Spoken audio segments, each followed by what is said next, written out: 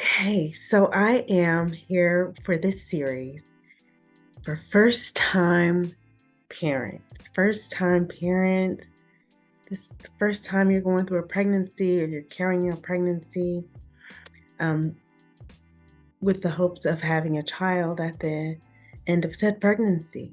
And so, that being said, we're just going to dive right in. Again, I'm Nurse Ty. I've been a nurse since for a nice long while.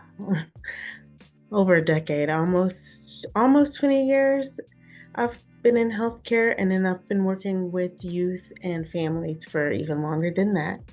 I am a nurse and I work at the bedside still. I work in academia, I work in research, and I love all the ways that I get to work as a nurse. I work in the community. Um, And so, that being said, I'm recording these videos with the intention of people who have not gone through a pregnancy from start to finish as of yet, and people who have, and families that have, but it is really meant to be general information that I find helpful to people as they go and get prepared on their journey to parenthood. Okay, so she knows who I am. She knows my history, but to you all, you don't know me. I say I'm Nurse Ty. Who is Nurse Ty? That's me. My name is Tanai, but I go by Nurse Ty. It makes it a lot simpler for people in pronunciation, and I just like what it stands for. TY, thank you. Right? It's easy going, it's laid back, a lot like myself. And this person found out that they're newly pregnant and this is a new experience for them. And I want them to know that I'm so happy for them. I'm so happy for them. I'm so happy for them. You know, there may have been some trepidation to start, but that's a normal, natural reaction, right? To the weightiness of what it is to be another human being's guide on this plane in this universe of life. And so, congratulations, nice and early. And I am here. I'm here to help you share videos and share content and share things that I think will be very helpful, knowing that in general they can be used for anyone. And then I'll add in things that are tailored specifically to people with within issues that may arise because of health concerns that you personally experience, to make sure that you also keep the joy and the happiness as you prepare as well, right? And I think you're doing a great job. They share the name. If you aren't at a place where you want to name your little bun, that's fine. Where we are. Help! I'm pregnant. What do you think I should do? You have taken the test, you've seen the signs, you know for certain you're pregnant. That's where we're picking up this story. What is most important is prenatal health care. You'll hear me say this time and time again. My coworkers to be, my current coworkers, my colleagues,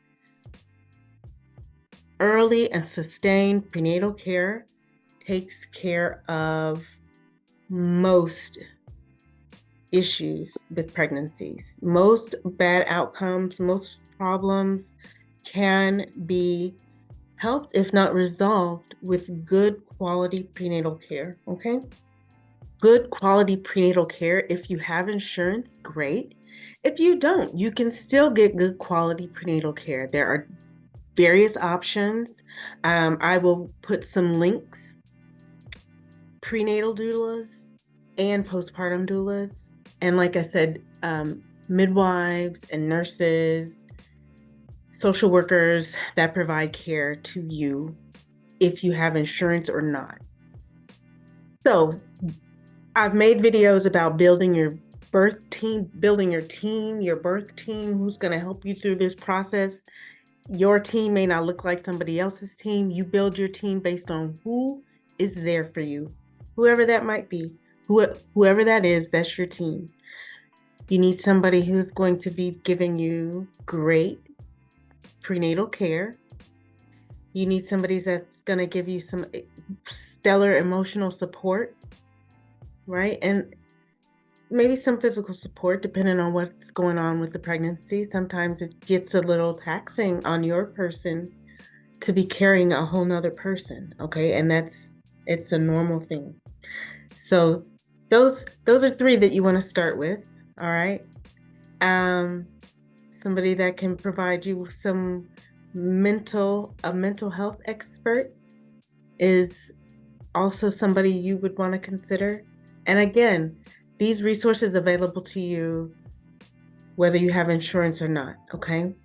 I have put links to both types. And if you have any questions or you want some specific guidance, reach out to me directly, okay? Direct and guide you. Ultimately, you have autonomy over your body and you have say over how you want it to go. So they help guide you with their expertise because they are experts. They've gone to school, they do this professionally. They've seen hundreds, if not thousands of people doing these things. And so we're working together to make sure that we have the safest, most desirable outcome for you, and not just you alive, right? You feeling empowered, you feeling like you had the ultimate best experience that you could possibly have.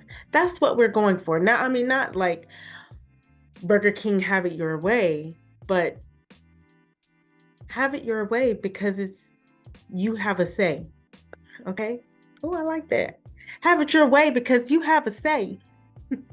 You do have a say. You have autonomy over your body. So part of going to get prenatal care is to kind of see where you are and see if you're at a good place to start. The thing that's important with iron is that you eat it in a balanced way, right? Because you take the iron and it has a tendency to gum up the works. What does that mean? Sometimes you get constipated, and being pregnant doesn't lend to your system working all the way as fluid as you're maybe used to it working.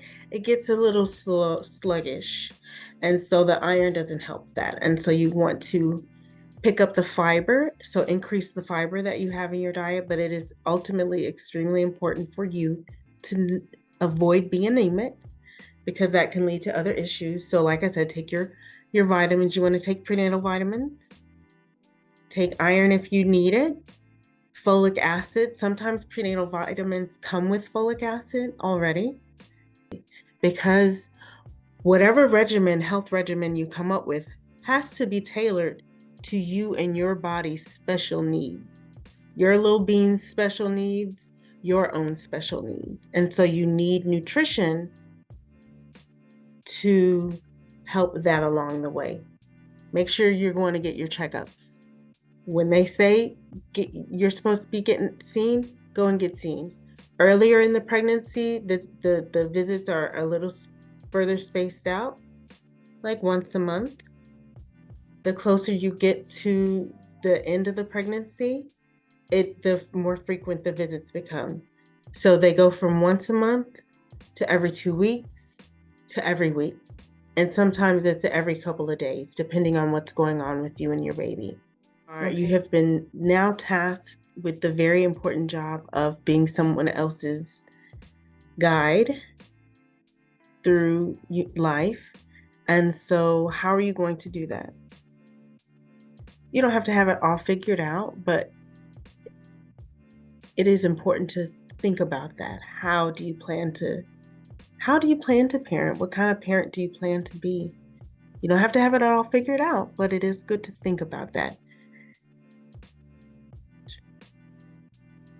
Somebody who listens to you, somebody who takes your concerns as valid, somebody who explains things to you in a way that you understand somebody who makes you feel seen, heard, appreciated, and a part of the team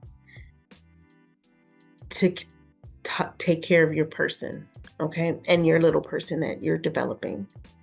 So, same deal. When you think about choosing a provider or someone to take care of your little one, then you pick someone who you feel, again, is going to take the best care of your little one. And you can use reviews from other parents. You can try parenting groups on social media. You can try reviews off of internet searches. There are lots of different ways to get reviews for providers, and that's one you can get people you know or strangers and or both.